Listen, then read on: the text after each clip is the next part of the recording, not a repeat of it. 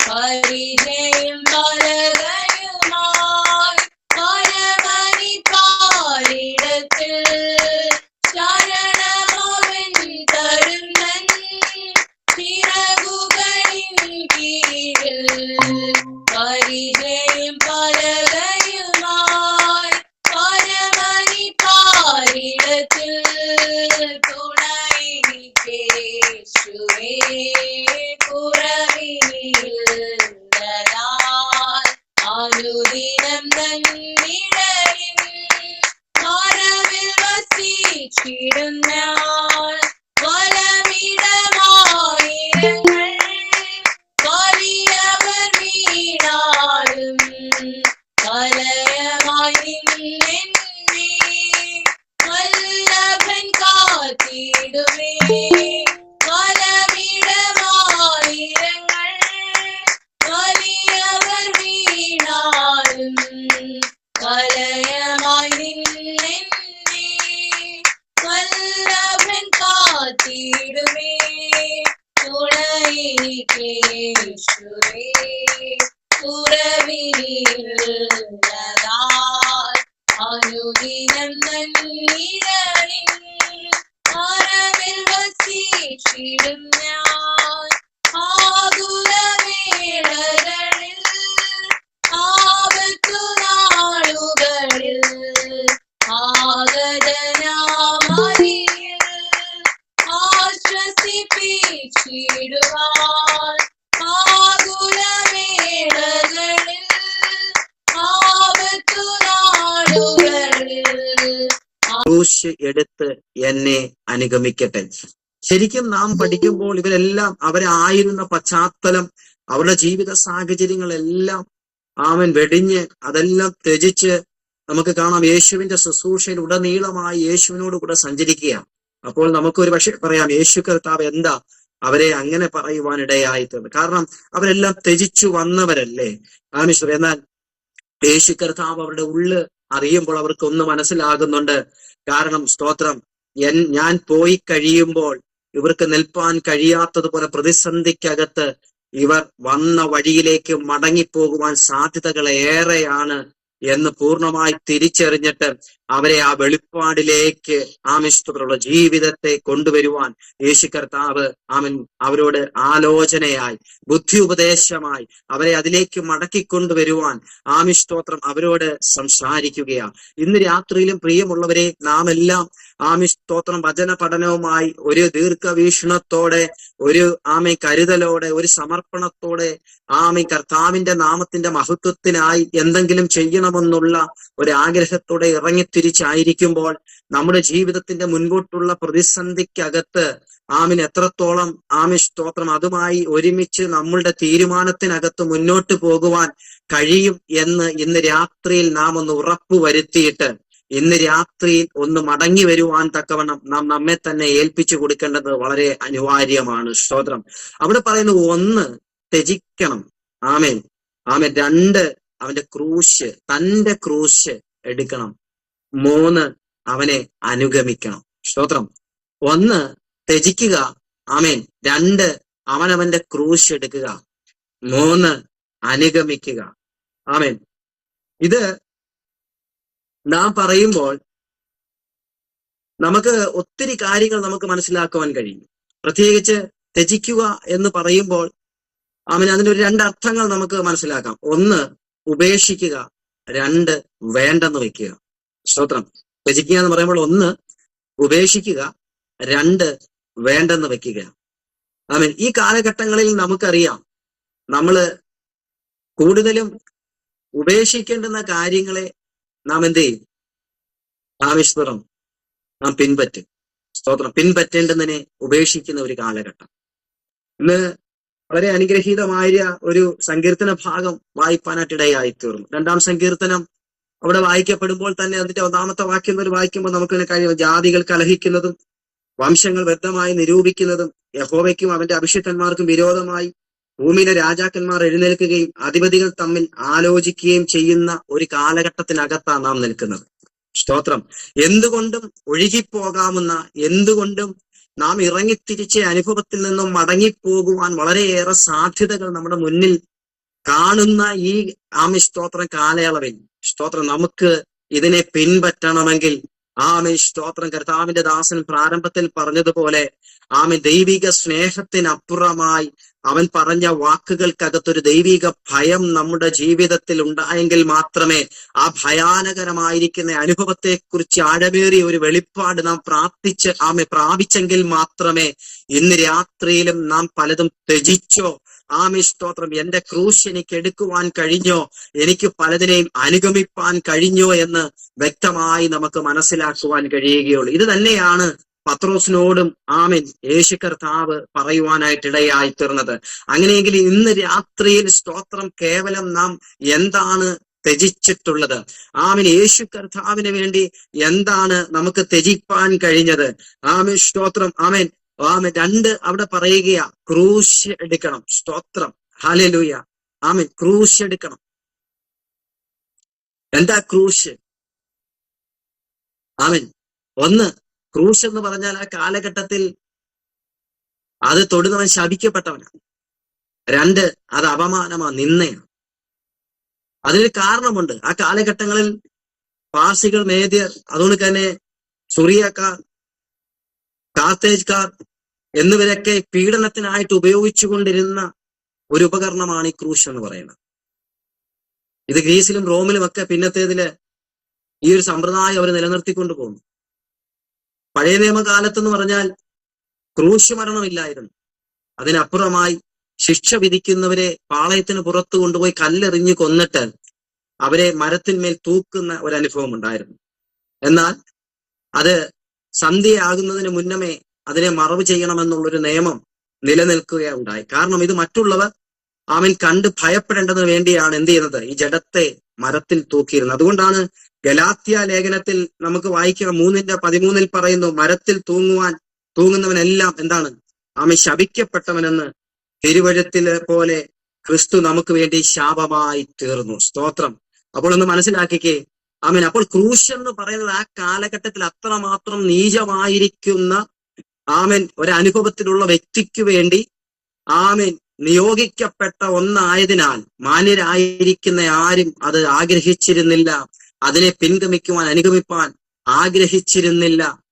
അതുകൊണ്ടാണ് യേശു കർത്താവിന്റെ ക്രൂശ് പോലും ചുമക്കുവാൻ അന്ന് അടിമയായിരുന്ന സ്തോത്രം ആ കുറേനക്കാരനായിരിക്കുന്ന ശീമോനെ വേതനം നൽകിയവർ നിർബന്ധിച്ച് ആ ക്രൂശ് ചുമക്കുവാൻ തക്കവണ്ണം ഇടയായി തീർന്നു. ഇന്ന് രാത്രിയിലും പ്രിയമുള്ളവരെ, നിന്നയായി നിൽക്കുന്ന, പരിഹാസമായി നിൽക്കുന്ന, ജീവിതത്തിന്റെ ചില വ്യത്യസ്തമായിരിക്കുന്ന അനുഭവങ്ങൾ മനഃപൂർവമായി പലതും നമുക്ക് വഹിക്കുവാൻ, ചുമക്കുവാൻ നാം താല്പര്യമില്ലാതെ ഇഷ്ടപ്പെടാതിരിക്കുന്ന ഒരു കാലയളവിലൂടെ കടന്നു പോകുമ്പോൾ ദൈവരാജ്യത്തിന്റെ മഹത്വത്തിന് വേണ്ടി, ദൈവത്തിന് വേണ്ടി നാം ആയിരിക്കുന്ന അനുഭവത്തിൽ കർത്താവിന്റെ നാമത്തിനു വേണ്ടി ആ നിന്ന് ചുമക്കുവാൻ തക്കവണ്ണം എത്ര പേർ ഈ ദിവസങ്ങളിൽ തയ്യാറാകും? സ്തോത്രം. അതിലൂടെയാണ് എന്റെ ജീവിതത്തിൽ എനിക്കൊരു നന്മ എന്ന് കണ്ടുകൊണ്ട് ആ ക്രൂശ് എടുത്തുകൊണ്ട് കർത്താവിനെ പിൻപറ്റുവാൻ തക്കവണ്ണം ഇന്ന് രാത്രിയിൽ ദൈവത്തിന്റെ ആത്മാവ് എന്നെയും നിങ്ങളെ ആഹ്വാനം ചെയ്യുകയാണ്. എവിടെയെങ്കിലും നമുക്കതിനു വേണ്ടി കഴിയാതെ പോയിട്ടുണ്ടെങ്കിൽ ഇന്ന് രാത്രിയിലും സ്തോത്രം നമ്മുടേതായിട്ടുള്ള സേഫ് സോണിനകത്ത് ചിലതൊക്കെ മാത്രം നമുക്ക് ഉപേക്ഷിപ്പാൻ കഴിയും. എന്നാൽ പലതും വിട്ടുകളയേണ്ടതിനെ വിട്ടുകളയുവാൻ പറ്റാതെ വണ്ണം സ്തോത്രം ഇന്നും നാം മുന്നോട്ട് ജീവിതം നയിക്കുന്ന വ്യക്തിത്വങ്ങളാണെങ്കിൽ ഇന്ന് രാത്രിയിൽ മനഃപൂർവമായി സ്തോത്രം ചിലതൊക്കെ ത്യജിക്കുവാൻ സ്തോത്രം നമ്മുടേതായ ക്രൂശ് നാം തന്നെ ചുമക്കണമെന്നുള്ള ഒരു ആഴമേറിയ സ്തോത്രം ഒരു വെളിപ്പാട് നാം പ്രാപിച്ച് നാം ഏറ്റെടുക്കേണ്ടതിനെ ഏറ്റെടുത്തുകൊണ്ട് ആ കർത്താവിനെ പിൻപറ്റുവാൻ ഈ രാത്രിയിൽ സർവശക്തനായിരിക്കുന്ന ദൈവം നമ്മെ സഹായിക്കട്ടെ. അതിനായി നമുക്ക് പ്രാർത്ഥിക്കാം. നമുക്കറിയാം, നാം പലപ്പോഴും പല കാര്യങ്ങൾ നാം ഉപേക്ഷിക്കുമ്പോൾ പലപ്പോഴും ഉപേക്ഷിക്കുന്നതിൽ നിന്നും തികച്ചും ഒന്നുകൂടെ ലാഭകരമായിരിക്കുന്ന ഒരു അനുഭവം നാം തേടിയാണ് മറ്റൊരു കാര്യം നാം ഉപേക്ഷിക്കുന്നത്. ഏതൊരു മേഖല നാം നോക്കിയാലും അങ്ങനെയാണ്. ജോലി ആയിക്കൊള്ളട്ടെ, നമ്മുടെ ശുശ്രൂഷ തലങ്ങളായിക്കൊള്ളട്ടെ, അഭിഷിക്തൻ ആദ്യം പറഞ്ഞതുപോലെ പഴയ അനുഭവം എന്നതുപോലെ കഷ്ടം ഏറ്റെടുക്കുവാൻ പലപ്പോഴും നമുക്ക് താല്പര്യമില്ല. കാരണം നമ്മുടെ സാഹചര്യങ്ങളെ നമ്മൾ വിലയിരുത്തിയിട്ട് അതിന്റെ ആഴങ്ങളെ മനസ്സിലാക്കി നിലനിൽപ്പാൻ നമുക്ക് കഴിയുന്ന സാഹചര്യത്തിനകത്ത് നാം നിന്നുകൊണ്ടാണ് പലതും ഉപേക്ഷിച്ച് പലതും നാം പിൻപറ്റുവാൻ വേണ്ടി ആഗ്രഹിക്കുന്നത്. എന്നാൽ ഇന്ന് രാത്രിയിൽ ദൈവത്തിന്റെ ആത്മാവ് നമ്മെക്കുറിച്ച് അതല്ല ആഗ്രഹിക്കുന്നത്. സ്തോത്രം, നാം എന്ത് കണ്ട് ഇറങ്ങിത്തിരിച്ചുവോ, ആരിൽ നാം പ്രത്യാശ വെച്ചുവോ, അതിലൂടെ സ്തോത്രം ഉറച്ചു നിന്നുകൊണ്ട് അതിൽ നിന്നും ചിലത് പ്രാപിപ്പാൻ തക്കവണ്ണം ഇന്ന് രാത്രിയിൽ നാം നമ്മെ തന്നെ ഏൽപ്പിച്ചു കൊടുക്കുവാൻ തയ്യാറാകണം. സ്തോത്രം. അപ്പോൾ ഈ ക്രൂശ് എന്ന് പറഞ്ഞാൽ ഇതിന്റെ സ്തോത്രം ഗ്രീക്ക് പദമെന്ന് പറയുന്നത് സ്റ്റൗറസ് എന്നാണ്. സ്റ്റൗറസ്. അതായത് അതിന്റെ അർത്ഥം എന്ന് പറയുന്നത് നിവർന്ന തടി അല്ലെങ്കിൽ അഥവാ മരം എന്ന് പറയും, മരകഷ്ണം. സ്തോത്രം. നമുക്കറിയാം പിൽക്കാലത്തിൽ നമ്മൾ അത് പഠിക്കുമ്പോൾ 2-3 സൈസ് ക്രൂശുകളുണ്ട്. ഒന്ന് നമ്മൾ ലത്തീൻ ക്രൂശ് എന്ന് പറയാം. അതെന്ന് പറഞ്ഞാൽ ക്രോസ്, നമ്മളിപ്പോഴേ കാണുന്ന അതേ ഒന്നാണ് ക്രോസ് ആയിട്ടുള്ളത്.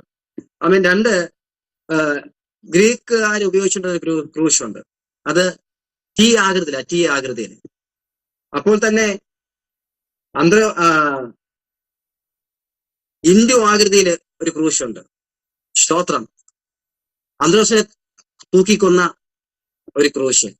അപ്പോൾ വ്യത്യസ്തമായിരിക്കുന്ന ഈ തലങ്ങളിൽ ആ കാലഘട്ടങ്ങളിൽ ശിക്ഷ വിധിക്കേണ്ടതിന് അല്ലെ നടപ്പാക്കേണ്ടതിന് പലപ്പോഴും ഈ ക്രൂശ് ഉപയോഗിച്ചിരുന്നു.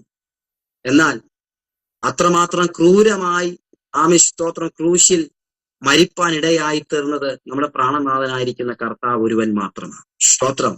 ഇന്ന് രാത്രിയിൽ ഒരിക്കൽ കൂടെ പറയട്ടെ, എന്തിനു വേണ്ടി പത്രോസെ നീ ഈ ക്രൂശ് ചുമക്കണമെന്ന് പറഞ്ഞാൽ സ്തോത്രം ഇന്ന് നീ സ്തോത്രം അറപ്പായി കാണുന്ന, നിന്ദയായി കാണുന്ന, അപമാനമായി കാണുന്ന ഈ ക്രൂശിലേക്ക് ഞാൻ പ്രയാണം ചെയ്തെങ്കിൽ മാത്രമേ, ഈ ക്രൂശിൽ ഞാൻ കയറിയെങ്കിൽ മാത്രമേ നിന്നയായിരിക്കുന്ന ഈ ക്രൂശ്, അപമാനമായിരിക്കുന്ന ഈ ക്രൂശ് നാളത്തേതിൽ നമുക്ക് അഭിമാനമായി മാറുകയുള്ളൂ. സ്തോത്രം. ഹല്ലേലൂയ. അതുകൊണ്ട് സ്തോത്രം ഇതിലേക്ക് കയറണമെന്നുള്ളത് ദൈവത്തിന്റെ നീതിയാകയാൽ സ്തോത്രം പത്രോസെ എനിക്ക് ഇതിനെ പിൻപറ്റിയേ ഇതിന് പിന്നാലെ പോയേ മതിയാകൂ.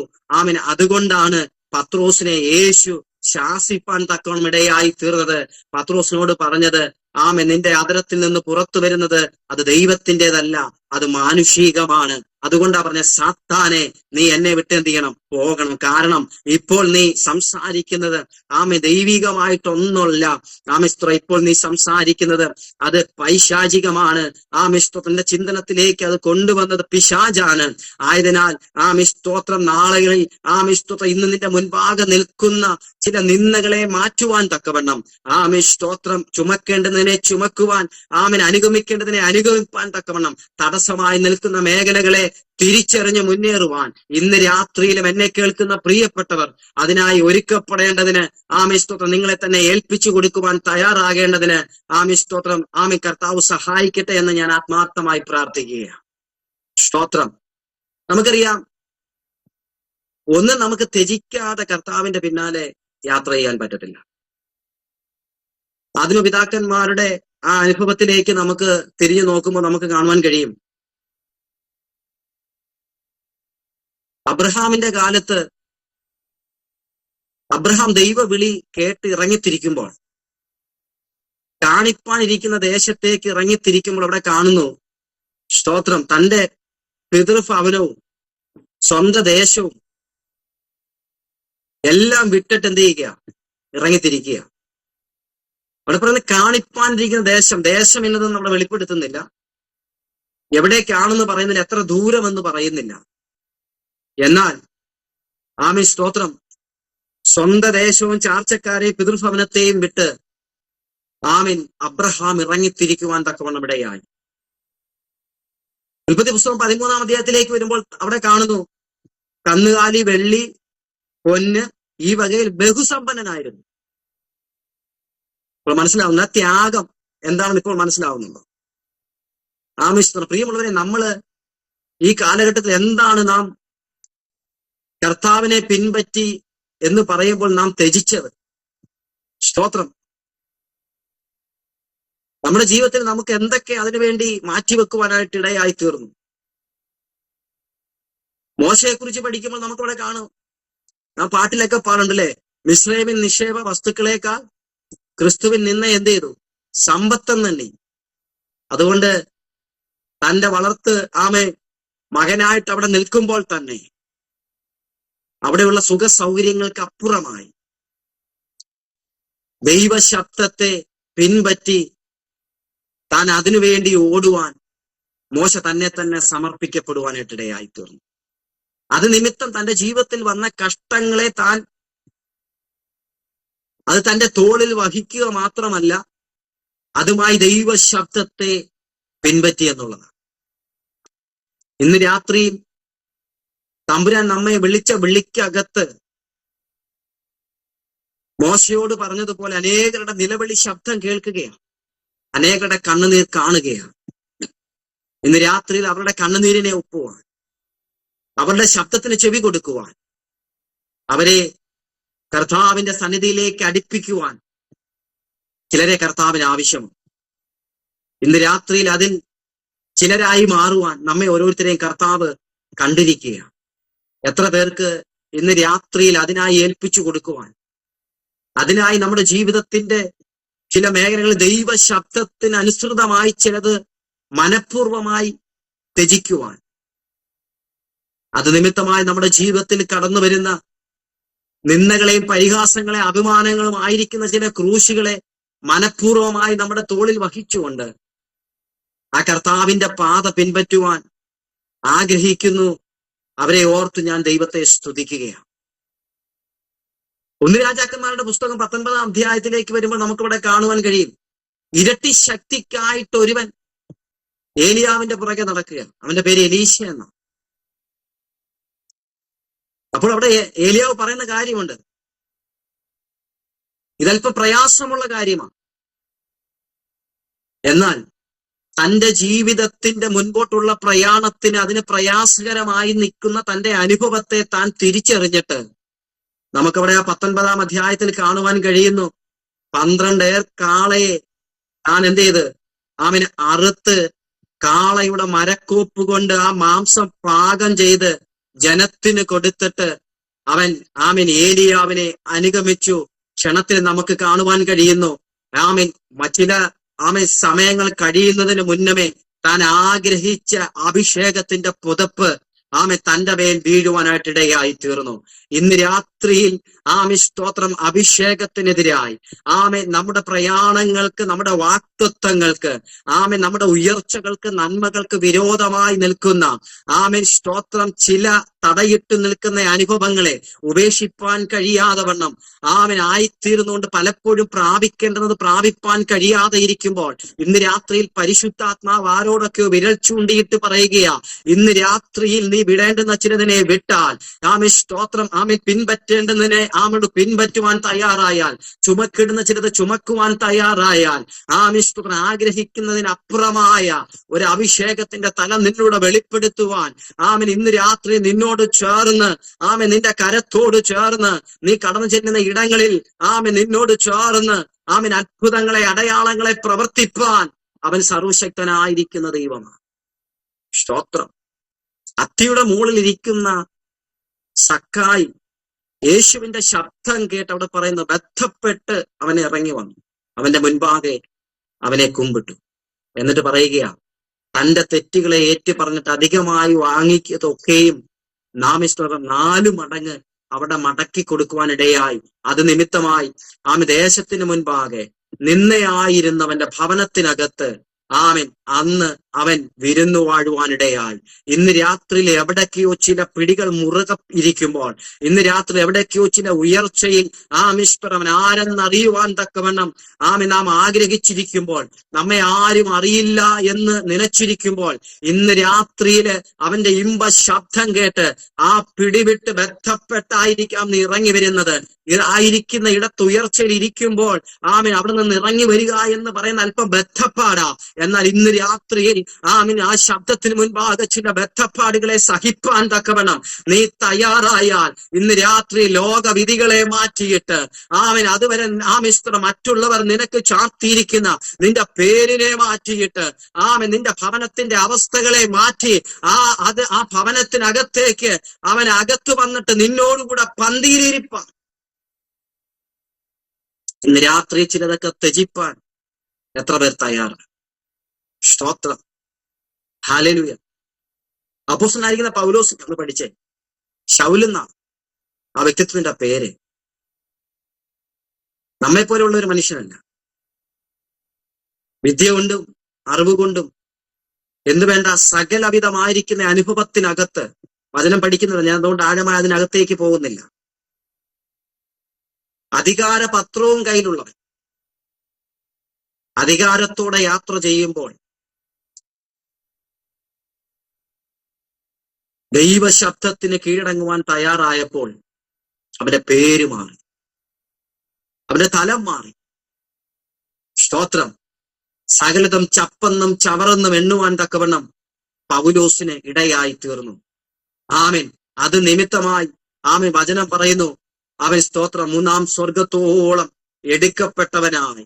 ആമേൻ. എന്തിനു വേണ്ടി ഇറങ്ങിത്തിരിച്ചോ അതിനു വേണ്ടി ആമേൻ സ്തോത്രം താൻ തന്നെത്താൻ ഏൽപ്പിച്ചു കൊടുക്കുന്ന ആമേൻ സ്തോത്രം അത്തരത്തിൽ ക്രിസ്തുവിനെ പിൻപറ്റുന്ന ഒരു അനുഭവത്തിൽ ആ കഷ്ടം ഏറ്റെടുക്കുവാൻ ത്യജിക്കേണ്ടുന്നതിനെ ആമിഷ്ടം നമ്മെ പോലെ ഈ ലോകത്തിന്റെ സുഖ സൗകര്യം മാത്രമല്ല തന്റെ പ്രാണനെ പോലും ത്യജിക്കുവാൻ തക്കവണ്ണം ആമിഷ്ടം ഇടയായി തീർന്നു. ഇന്ന് രാത്രിയിൽ സർവശക്തനായിരിക്കുന്ന കർത്താവ് നമ്മെക്കുറിച്ച് ആഗ്രഹിക്കുന്നതും ഇതാണ്. ആമൻ. ഇന്ന് രാത്രിയിൽ സ്തോത്രം ഒരു തീരുമാനത്തിലേക്ക് നാം വരുവാനായിട്ട് ഇടയായി തീരണം. ആമേൻ. നമുക്കറിയാം പത്രോസിനോട് ഈ കാര്യം പറയുമ്പോൾ ശരിക്കും പത്രോസിന്റെ പഴയകാല അനുഭവത്തെ അവിടെ വിരൽ ചൂണ്ടുകയാണ്. കാരണം പത്രോസ് ആയിരിക്കുന്ന അനുഭവത്തിൽ നിന്ന് തന്നെ വിളിച്ച് മനുഷ്യരെ പിടിക്കുന്നവരാക്കുമെന്ന് പറഞ്ഞ് പത്രോസിനെ തന്നെ ശിഷ്യനായിട്ട് സ്വീകരിക്കുമ്പോൾ നമുക്ക് കാണുവാൻ കഴിയും തനിക്ക് അന്ന് ലഭിച്ച നന്മയും താൻ ത്യജിച്ചു. ലൂക്കോസ് സുവിശേഷം 5-ാം അധ്യായത്തിലേക്ക് വരുമ്പോഴും ഗെനസരേത്തിന്റെ ആ തടാകത്തിൽ വെച്ച് ശൂന്യമായിരിക്കുന്ന തന്റെ പടകിനെ നിറച്ച് അത്ഭുതകരമായിരിക്കുന്ന ആ പ്രവൃത്തി കണ്ടിട്ട് യേശുവിനെ താൻ അനുഗമിക്കുകയാണ്. അനുഗമിക്കുമ്പോൾ അവിടെ പറയുന്നു താൻ എന്ത് ചെയ്തു? മാർക്കോസ് സുവിശേഷത്തിലേക്ക് വരുമ്പോൾ നമുക്കവിടെ കാണാൻ കഴിയും തന്റെ സഹോദരങ്ങളെ അപ്പനെയും വള്ളവും വലയും ഏൽപ്പിച്ചിട്ട് യേശുവിന്റെ പിന്നാലെ പോയെന്ന്. സ്തോത്രം. അപ്പൊ നോക്കി, അന്ന് ലഭിച്ച നന്മ എന്തിനു വേണ്ടിയാണോ താൻ ഒരു രാത്രി മുഴുവനും കഷ്ടപ്പെട്ടത്, പിറ്റേ ദിവസം അതിന്റെ ഇരട്ടിയായി പടക് നിറയുവോളം തനിക്ക് ക്ഷേമമായിട്ട് കഴിയുവാൻ തക്കത് ലഭിച്ചത് താൻ അവിടെ ഉപേക്ഷിച്ചിട്ട് യേശുവിനെ പിൻപറ്റിയ മനുഷ്യൻ. മത്തായി സുവിശേഷം 16-ാം അധ്യായത്തിലേക്ക് വരുമ്പോൾ അവിടെ ക്രിസ്തുവിനെ കുറിച്ചുള്ള ആഴമേറിയ ഒരു വെളിപ്പാട് താൻ പ്രാപിച്ചു. താൻ ആരെന്നുള്ള വെളിപ്പാട് മറ്റുള്ളവരോട് ചോദിക്കുമ്പോൾ എല്ലാവരും വല്ലാതെ നോക്കി നിൽക്കുമ്പോൾ ദൈവത്തിന്റെ പുത്രനായിരിക്കുന്ന ക്രിസ്തു എന്നുള്ള ആഴമേറിയ വെളിപ്പാട് താൻ അവിടെ പറയുമ്പോൾ ഇത് നിനക്ക് മറ്റാരുമല്ല വെളിപ്പെടുത്തി തന്നതെന്ന് പറഞ്ഞ് യേശു തന്റെ ചുമലിൽ തട്ടി പ്രോത്സാഹിപ്പിച്ച പത്രോസ്. അത് നിമിത്തമായി തനിക്ക് അവിടെ ലഭിച്ചതൊക്കെ നമുക്കറിയാം. അവന്റെ ശീമോൻ എന്നുള്ള പേര് മാറി ഞങ്ങളുടെ അനുഭവത്തിൽ നിന്ന് ശീമോനെ പാറയാകുന്ന പത്രോസായിട്ട് അവിടെ മാറ്റുവാൻ ഇടയായി തീർന്നു. ആ പേര് കൊണ്ട് മാത്രം അവിടെ തീർക്കുകയല്ല ചെയ്തത്, മറിച്ച് അതിന്റെ അധികാരം കൂടെ അവിടെ കൈമാറുവാനിടയായി. അവിടെ പറയുന്നു സ്വർഗരാജ്യത്തിന്റെ താക്കോൽ അവന്റെ കൈവശം കൊടുത്തു. എന്നിട്ട് പറയാ, നിന്റെ മേൽ ഞാൻ എന്റെ സഭയെ പണിയും. അതുകൊണ്ട് മാത്രം ഒതുങ്ങുന്നില്ല, ഒന്നുകൂടെ പറയുകയാ, നീ ആമേൻ സ്തോത്രം ഭൂമിയിൽ കെട്ടുന്നത് സ്വർഗത്തിൽ കെട്ടപ്പെടും, ആമേൻ ഭൂമിയിൽ അഴിക്കുന്നത് സ്വർഗത്തിൽ അഴിയപ്പെടും. സ്തോത്രം. ആമേൻ. ഈ ആമേൻ വെളിപ്പാടും ഈ അനുഗ്രഹങ്ങളും ആമേൻ സ്തോത്രം അപ്പോൾ തന്നെ ആമേൻ ഇത്തരത്തിലുള്ള വാക്തത്വവും ലഭിച്ച പത്രോസാണ് പെട്ടെന്ന് യേശു കർത്താവ് തങ്ങളിൽ നിന്നും ആമേൻ താൽക്കാലികമായി വിട്ടുപോകുമെന്നുള്ള ആ ശബ്ദത്തിന് മുൻപാകെ അരുത് എന്ന് പറഞ്ഞ് യേശുവിനെ വിലക്കുവാനിടയായി തീർന്നത്. മിസ്റ്റർ, അവിടെയാണ് നാം തിരിച്ചറിവ് പ്രാപിക്കേണ്ടത്. ഇന്ന് രാത്രിയിൽ എന്നെ കേൾക്കുന്ന വാത്സല്യ അഭിഷിക്തന്മാരെ, അഭിഷിക്തമതികളെ, നാം എന്തിന്റെ പിറകെയാണോ ഇറങ്ങി തിരിച്ചത്, കേവലം മിസ്റ്റർ ഒരു മനുഷ്യന്റെ പിന്നാലെയല്ല, എന്തൊക്കെയോ ചില സുഖസൗധങ്ങൾക്ക് വേണ്ടിയിട്ടല്ല, എന്തൊക്കെയോ ചില ഉയർച്ചകൾക്ക് വേണ്ടിയിട്ടല്ല. ഇന്ന് രാത്രിയിൽ എത്ര ഉയർച്ചയിൽ നാം ചെന്നെത്തിച്ചേർന്നില്ലെങ്കിലും, നാം നിൽക്കുന്നിടമെല്ലാം തകർന്ന അനുഭവത്തിനകത്താണെങ്കിലും, ശിഷ്യന്മാർ മിസ്ത്രം പറഞ്ഞതുപോലെ നിന്നെ കൂടാതെ ഞങ്ങൾ എന്ത് ചെയ്യാൻ? സ്തോത്രം. യോഹന്നാൻ പറയുവാനിടയായി തീർന്നല്ലോ, മിസ്ത്രം നിത്യജീവന്റെ മൊഴികൾ അവിടെയാ, നിന്റെ പക്കലാ ഉള്ളത്. അതുകൊണ്ട് ഞങ്ങൾ നിന്നെ വിട്ട് എവിടെ പോകാനാ? ഇന്ന് രാത്രിയിലും താൽക്കാലികമായിരിക്കുന്ന ചിലതിന് വേണ്ടിയിട്ടല്ല, നിത്യമായ ചിലതിന്റെ ദർശനങ്ങളെ പ്രാപിപ്പാൻ, നിത്യമായ ചിലതിന്റെ സ്തോത്രം ആഴമേറിയ വെളിപ്പാട് പ്രാപിച്ചുകൊണ്ട് സ്തോത്രം അതിലെത്തുവോളം വാക്തത്വത്തിൽ എന്നെ നടത്തുന്ന ഒരുവന്റെ കരം എന്റെ കരത്തിൽ പിടിച്ചിട്ടുള്ളുന്നുള്ള ആഴമേറിയ വിശ്വാസത്താൽ ഇന്ന് ഈ രാത്രിയിൽ ചിലതൊക്കെ ത്യജിപ്പാൻ നാം തയ്യാറാകണം. സ്തോത്രം. എങ്കിൽ മാത്രമേ നമുക്ക് കർത്താവിനെ അനുഗമിപ്പാനായിട്ട് കഴിയത്തുള്ളൂ. സ്തോത്രം. ഹല്ലേലൂയ. ആമേൻ. എന്നാൽ യോഹന്നാൻ സുവിശേഷം 21 അധ്യായത്തിലേക്ക് വരുമ്പോൾ നമുക്ക് ഇവിടെ കാണുവാൻ കഴിയുമേ, യേശു പറഞ്ഞതുപോലെ മരിച്ചു അടക്കപ്പെട്ടു, കല്ലറയ്ക്കലേക്ക് കൊണ്ടുവച്ചു. ഇതെല്ലാം പത്രോസ് കണ്ട ഒരു മനുഷ്യനാണ്. 21 അധ്യായത്തിലേക്ക് വരുമ്പോ നമുക്കവിടെ കാണാൻ കഴിയും, യേശു അവരിൽ നിന്നും വാങ്ങിപ്പോയ ശേഷം പത്രോസ് തന്നെ ക്യാപ്റ്റനായിട്ട് നിന്ന് ബാക്കി എല്ലാവരെയും വിളിച്ച്, എവിടെ വെച്ചാണോ പത്രോസിനെ കർത്താവ് വിളിച്ചത്, അതേ ഗനസരേത്ത് തടാകത്തിൽ അതേ വള്ളവും അതേ വലയുമായി നിൽക്കുകയാണ്. ഇന്ന് രാത്രിയിൽ നാം ഒന്ന് മനസ്സിലാക്കി, ഇവിടെയാ യേശു കർത്താവ് പത്രോസിനെതിരെ അന്ന് വിരൽ ചൂണ്ടിയത്. കാരണം നീ ത്യജിച്ചു, നീ ക്രൂശ് എടുത്തു, എന്നെ അനുഗമിച്ചു എന്ന് പറയുന്നിടത്ത് അത് പൂർണ്ണമായി തീർന്നിട്ടില്ല എന്നതിന്റെ വ്യക്തമായ തെളിവാണ് അന്ന് ഉപേക്ഷിച്ച അതേ വള്ളവും വലയുമായി. അവിടെ പറയുന്നു, അവൻ അർത്ഥനഗ്നനായിട്ട് യേശുവിനെ കണ്ടപ്പോൾ, യേശു ആണെന്ന് താൻ സ്നേഹിച്ച ശിഷ്യൻ പറഞ്ഞപ്പോൾ അവൻ വെള്ളത്തിലേക്ക് ഇറങ്ങി തന്റെ നഗ്നത മറച്ചു എന്ന്. അർത്ഥം, നഗ്നത പോലും മറയ്ക്കുവാനില്ലാത്തവനായി ഇന്നലകളിൽ അത്ഭുതങ്ങളും അടയാളങ്ങളും കണ്ടും ചെയ്തും യേശുവിനെ അനുഗമിച്ച പത്രോസും അന്ത്രയോസും മറ്റു ശിഷ്യന്മാരും ഒരുമിച്ച് അതേ പടകിൽ യേശുവിൽ നിന്നും അകന്ന് അവരുടെ ജീവിതം പുറകോട്ട് പോയപ്പോൾ പഴയ അനുഭവത്തിൽ വന്നു നിൽക്കുന്ന നമുക്ക് കാണുവാൻ കഴിയും. എന്നാൽ യേശു അവരെ വിളിച്ച് കരയിലേക്ക് കൊണ്ടുവരുമ്പോൾ മിസ്റ്റർ കൂട്ടുവാൻ എന്തുണ്ട് എന്ന് ചോദിക്കുമ്പോൾ ഒന്നുമില്ലാത്ത അനുഭവത്തിൽ നിൽക്കുമ്പോഴും പഴയ അനുഭവത്തിലേക്ക് വിളിച്ച ദൈവം വിശ്വസ്തനും അവൻ ആരെന്നുള്ളത് ഒരിക്കൽ കൂടെ അതേ സ്തോത്രം അനുഭവത്തിൽ അത്ഭുതകരം എന്നതുപോലെ അവന്റെ പടകിനെ നിറച്ച് കരയിൽ വരുമ്പോൾ അന്ന് രാത്രി കൂടെ അധ്വാനിച്ചതിന്റെ സ്തോത്രം വിശപ്പടക്കുവാൻ തക്കതും ഉള്ളതുകൂടെ കരയിൽ കരുതിയ ഒരു നല്ല കർത്താവിനെ നമുക്ക് അവിടെ കാണുവാൻ കഴിയും. ഹല്ലേലൂയ. ഇത്രത്തോളം സ്നേഹിക്കുന്ന ആരുണ്ട്? പിന്മാറ്റത്തിന്റെ അനുഭവത്തിനകത്തും നഷ്ടപ്പെട്ടതിനെ മടക്കി തന്നിട്ട് അത് നേടിയെടുക്കുവാൻ തക്കവണ്ണം പ്രയത്നിച്ചതിന്റെ പ്രതിഫലവും കൂടെ ഒരുക്കുന്ന ഒരു നല്ല അപ്പൻ നമുക്കുണ്ട് കേട്ടോ. ഹല്ലേലൂയ. അതുകൊണ്ട് മിസ്റ്റർ ചിലതൊക്കെ നാം ത്യജിച്ചത് കൊണ്ട്, ആ ക്രൂശ് നാം എടുത്തത് കൊണ്ട്, അവനെ അനുഗമിച്ചത് കൊണ്ട് ഇന്ന് രാത്രിയിലും നമുക്കൊന്നും നഷ്ടമാകുന്നില്ല. മിസ്റ്റർ അതിന്റെ നടുവിൽ നിന്നിട്ട് യേശു കർത്താവ് പത്രോസിനെ മാത്രം മാറ്റിയിട്ട് ചോദിക്കുന്ന ഒരു ചോദ്യമുണ്ട്. യോഹന്നാന്റെ മകനായ ശീമോനെ, നീ ഇവരിൽ അധികമായി എന്നെ സ്നേഹിക്കുന്നുവോ? ഹല്ലേലൂയ. അപ്പോൾ പത്രോസ് വളരെ ലാഘവത്തോടെ എടുത്തടി പഴയ അനുഭവത്തിൽ ഉത്തരം പറയുകയാ, ഊവ് കർത്താവേ, എനിക്ക് നിന്നോട് പ്രിയമുണ്ട്. സ്തോത്രം. വീണ്ടും ഒന്നുകൂടെ യേശു കർത്താവ് ആവർത്തിച്ചു. മൂന്നാമതും ചോദിച്ചു. അടുത്ത ചോദ്യം ഉന്നയിക്കുമ്പോൾ സ്തോത്രം അവിടെ നമുക്ക് കാണാൻ കഴിയും, ദുഃഖിച്ചിട്ട് അവിടെ പറയുകയാ, നീ സകലതും അറിയുന്നു. ഇന്ന് രാത്രിയിലും പ്രിയമുള്ളവരെ, നമ്മെ അറിയുന്ന ഒരു നല്ല കർത്താവുണ്ട് കേട്ടോ. ഹല്ലേലൂയ. നമ്മെ അറിയുന്ന ഒരു നല്ല ഇടയനുണ്ട് കേട്ടോ. ഹല്ലേലൂയ, സ്തോത്രം. ഇന്ന് രാത്രിയിലും നമ്മെ ഉള്ളതുപോലെ അറിയുന്ന ഒരു നല്ല കർത്താവുണ്ട് കേട്ടോ. എന്നാൽ നമുക്ക് അവിടെ കാണുവാൻ കഴിയും, സ്തോത്രം, യേശുവിന്റെ ആ വാക്കില് സ്തോത്രം, താൻ എന്ത് ചെയ്യുക? കരയുകയാ, നിലവിളിക്കുകയാ. അവിടെ ഒരു ഏറ്റുപറച്ചിൽ നമുക്ക് കാണുവാൻ കഴിയും. അവിടെ ഒരു മടങ്ങി വരവ് നമുക്ക് കാണുവാൻ കഴിയും. സ്തോത്രം, അവിടെ ഇതുവരെ താൻ ഉപേക്ഷിക്കാതെ സ്തോത്രം തന്റെ ജീവിതത്തിൽ ഹൃദയത്തിനകത്ത് പോലും വച്ചിരുന്ന ചില അനുഭവങ്ങളെ എന്നേക്കുമായി ഉപേക്ഷിച്ച് യേശുവിന്റെ പിന്നാലെ അവൻ സഞ്ചരിക്കുന്നത് കാണുവാൻ കഴിയും. സ്തോത്രം. അവിടെ നിന്നും വീണ്ടും നമുക്ക് കാണുവാൻ കഴിയുന്ന പത്രോസിനെ എവിടെയാണെന്നറിയാമോ? മാർക്കോസിന്റെ മാളിക മുറിക്കകത്ത് 120 പേരടങ്ങുന്ന ഒരു സംഘത്തിനകത്ത് ഒരുവനായി പത്രോസ് അതിനകത്തുണ്ട് കേട്ടോ. സ്തോത്രം. എന്താ പ്രത്യേകത എന്നറിയാമോ?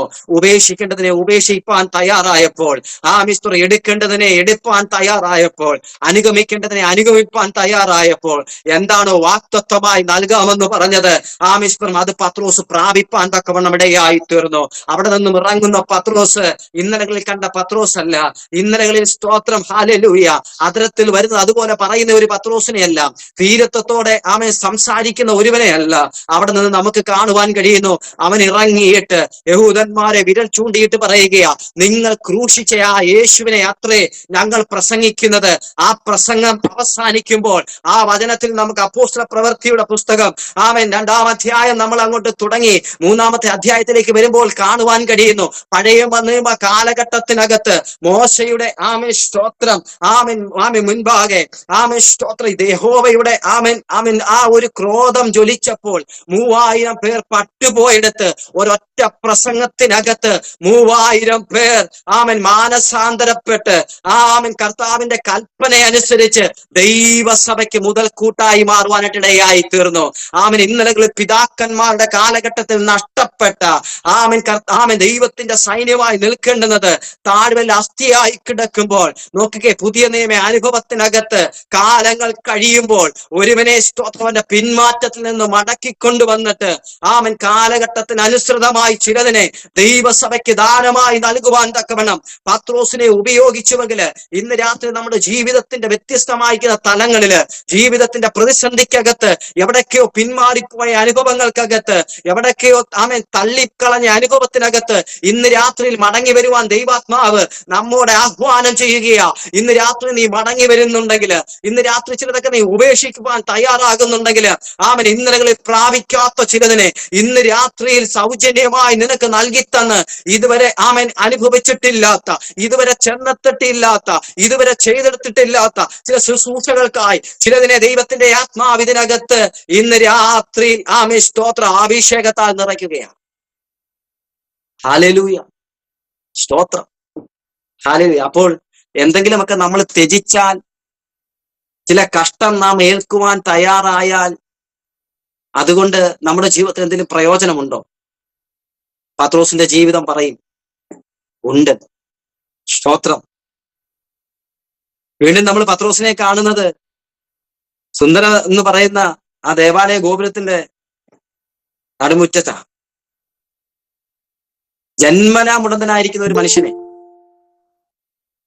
തന്റെ പ്രിയപ്പെട്ടവർ ചേർന്ന് കൊണ്ടുവന്ന് ഭിക്ഷ യാചിക്കുവാൻ വേണ്ടി ഇരുത്തിയിരിക്കുമ്പോൾ ഇവരെ കണ്ടിട്ട് എന്തൊക്കെയോ വലിയത് നല്ലത് ലഭിക്കുമെന്നൊരു തോന്നൽ നിമിത്തം വല്ലാതെ അവരെ ഉറ്റുനോക്കുക. നോക്കിക്കേ, പലപ്പോഴും നമ്മളും ഇങ്ങനെയല്ലേ? ഇതാ ദൈവകൃപ പ്രാപിച്ചാലുള്ള ഒരു ദൈവത്തിന്റെ ഒരു വലിയ അനുഗ്രഹം എന്ന് പറയുന്നു. നമ്മളെയൊന്നും കണ്ട വലുതായിട്ടൊന്നും തോന്നത്തില്ല. ഏത് ശൂന്യതയ്ക്കകത്താണേലും, ഏത് കഷ്ടത്തിന്റെ നടുക്കാണേലും നാം ഇരിക്കുന്ന അതേ അനുഭവത്തിനകത്തും അതേ വേദനയ്ക്കകത്തും അതേ വേദനയുള്ളവരെ സമാധാനിപ്പിക്കാനുള്ള ഒരു കൃപ ദൈവം നമുക്ക് തന്നിട്ടുണ്ട്. സ്തോത്രം, ഹല്ലേലൂയ. അതുകൊണ്ടാ പത്രോസും യോഹന്നാനും കൂടെ ഒരുമിച്ച് അവിടെ നിൽക്കുമ്പോൾ തന്നെ പത്രോസ് മുന്നോട്ട് വന്നിട്ട് പറയുന്ന ഒരു കാര്യമുണ്ട്. വെള്ളിയും പൊന്നും ഞങ്ങൾക്കില്ല. നോക്കിയേ, ഇന്നലകളിൽ അവിശ്വാസം പറഞ്ഞ, നെഗറ്റീവ് പറഞ്ഞ പത്രോസ് പറയുകയാ, വെള്ളിയും പൊന്നും എന്തില്ല, എനിക്കില്ല. എന്റെ കൂടെ വന്നിരിക്കുന്ന യോഹന്നാൻ ഉണ്ടോ എന്ന് എനിക്കറിയത്തില്ല. പക്ഷെ എനിക്കൊന്നറിയാം, എന്റെ കയ്യിൽ ഇതില്ല. പക്ഷേ ഞങ്ങൾക്ക് തരുവാൻ ഒന്നുണ്ട്. ആമേൻ. നസ്രന്റെ നാമത്തിൽ എന്ത് ചെയ്യാം, നീ എഴുന്നേറ്റ് നടക്ക എന്ന് പറഞ്ഞ് അവന്റെ കരത്തിൽ പിടിച്ചപ്പോൾ അവൻ തുള്ളിച്ചാടി എഴുന്നേറ്റ് അവൻ ആലയത്തിലേക്ക് ഓടിക്കയറുവാനിടയായി തീർന്നു. ഇന്ന് രാത്രിയിൽ പ്രിയമുള്ളവരെ, സ്തോത്രം, നാം ചിലതൊക്കെ ത്യജിച്ച് ഇറങ്ങി തിരിച്ചത് വെറുതെ അല്ല. ഇന്ന് രാത്രിയിൽ ചിലതൊക്കെ തളർന്നിരിക്കുന്ന, സ്തോത്രം, ചില മുടന്തു പിടിച്ചിരിക്കുന്ന, ചിലതിനെ മാൻപേട കാലുകൾക്ക് തുല്യമായി ഗിരിമുറിൽ നിൽക്കുമാറാക്കുന്ന ആ ദൈവത്തിന്റെ വചനത്തിന്റെ ശക്തിയാൽ നമ്മുടെ അധരത്തിലൂടെ, നമ്മുടെ കരങ്ങളിലൂടെ, നമ്മുടെ പാദങ്ങളിലൂടെ വെളിപ്പെടുന്ന ആ ദൈവ ശക്തിയാൽ ചിലതിനെ എഴുന്നേൽപ്പിക്കുവാൻ, ചിലതിനെ ആശ്വസിപ്പിക്കുവാൻ, ചിലതിനെ കരം പിടിച്ച് നടത്തുവാൻ തക്കവണ്ണം ദൈവിക അഭിഷേകം ഇന്ന് രാത്രി ദൈവത്തിന്റെ ആത്മാവ് നമ്മിൽ കൈമാറുകയാണ്. സ്തോത്രം. ഇന്ന് രാത്രി അത് കൊതിക്കുന്ന എത്ര പേരുണ്ട്? ഹല്ലേലൂയ. ഇന്ന് രാത്രിയിൽ കർത്താവിന് നമ്മോട് ചോദിപ്പാനുള്ളത് ഇതാണ്: നീ എന്നെ അധികമായി സ്നേഹിക്കുന്നു? അല്ലെ, ആ ചോദ്യത്തിന് മുൻപാകെ ഇന്ന് രാത്രി ആത്മാർത്ഥമായി നമുക്കൊരു ഉത്തരം കൊടുക്കുവാൻ പറ്റുമോ? ഇല്ലെങ്കിൽ ഇന്ന് രാത്രിയിൽ ആ പത്രോസിനെ പോലെ നമുക്കൊന്ന് മടങ്ങി വരാം. ഇന്ന് രാത്രി നമുക്കുള്ളതുപോലെ